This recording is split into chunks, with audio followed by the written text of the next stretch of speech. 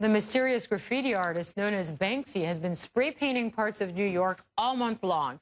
He's expected to leave soon, and one of his last works criticizes the new tower being built at Ground Zero, where the World Trade Center once stood.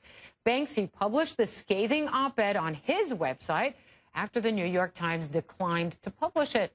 Let's get more details on this controversy from correspondent Samuel Burke, who's been covering Banksy's New York residency for us. So tell us about this latest Banksy controversy, Samuel. So, Hala, once he wasn't able to get his op-ed published in the New York Times, he used his website and his Instagram account, which he's been using throughout this residency, what he calls it, in New York, to post a faux New York Times cover with the headline that reads, "The biggest eyesore in New York is not the graffiti," argues Banksy, "it's under construction at Ground Zero." And so in it, he calls the new building there, which was once called the Freedom Tower, but is now referred to as One World Trade Center, as a building that lacks self-confidence.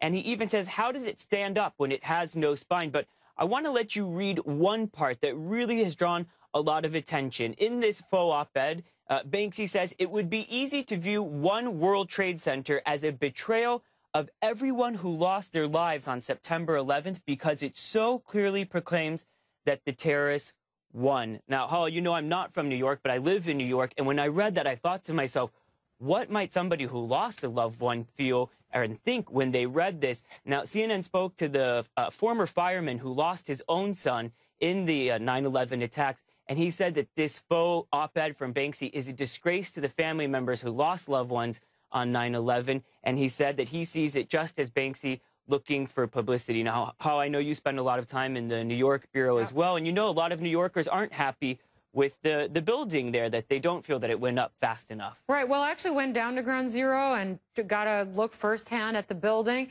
What is Banksy's issue with it here? I mean, I personally actually like it. Of course, I'm not an artist whose works sell for hundreds of thousands of dollars, but just sort of as an ordinary observer of the building, what is his issue with it? What does he mean it has no spine?